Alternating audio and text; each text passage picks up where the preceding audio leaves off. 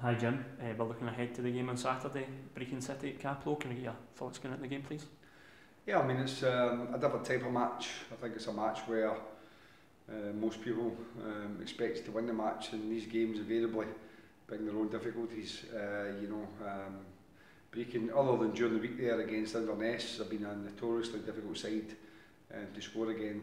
I know they lost comprehensively against Inverness, but by and large, that's been very uncommon this season.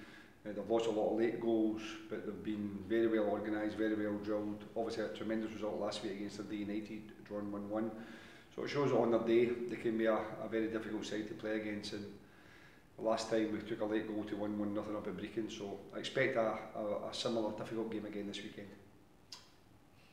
Your team are in very good form at the moment. A great 3-0 win, 3-0 win against Falkirk last week, and a 1-1 draw with Dunfermline before that.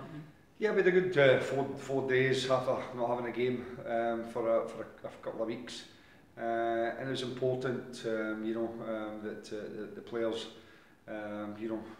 gave everything in those two games, and I think that with determination to get results really stood out in those games.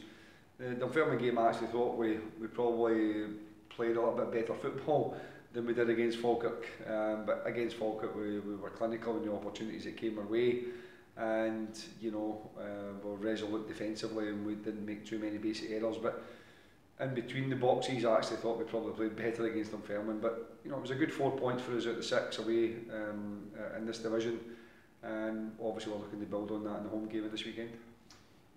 In the Dunfermline game, you went with 3-5-2, changed it back for the Falkirk game. Obviously, Luca wasn't available for that game anyway. Is that something you'll consider again, with Luca available for Saturday? Yeah, it was just something that we've played. We started the season in a kind of 4-3-3 really. We flipped it round, obviously depending on who's been injured, who's been in form, all these sort of things. And it was something to look at against Dunfermline. Parts of it, as I said, I thought were quite good, and other parts you could see were still a little bit unfamiliar to the players. So we'll think about it. We feel as if we've got with Luca coming in and young Scott Tiffany really pushing forward a little bit better now. We've got a little bit more options to change it round. So hopefully we get the right team in the right shape to get results out of it. In terms of team news and injuries, there was some good news last night with Quitongo and Michael Tidser getting game time in the under-20s. Yeah, again, for those boys it was important. For Jai, it's been a bit stop-start this season. He's had a couple of hamstring injuries up at Dundee United and against St Mirren. And he's had a few weeks off in between those times, and obviously at the start of the season as well, just coming back from a long-term injury. So I think he's been a bit frustrated because he hasn't had a real concerted run of games and also training time. He's had to stop training, obviously, with these type of injuries. And Michael's been, I think, for about 5 weeks or something like that, with a groin injury or a adductor injury. And I think, again, those two players are important players for us. So to have them back available again is a tremendous boost to the squad. Any other team news, Jim, at all? No, I think everyone else has still got Conor McManus and Lee.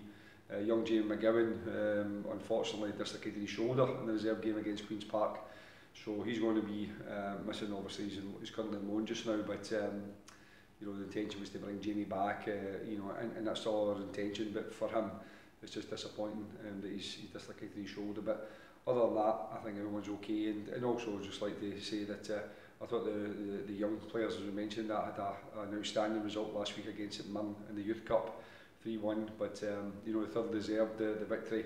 If anything, it could have been more. And they were very good on the day.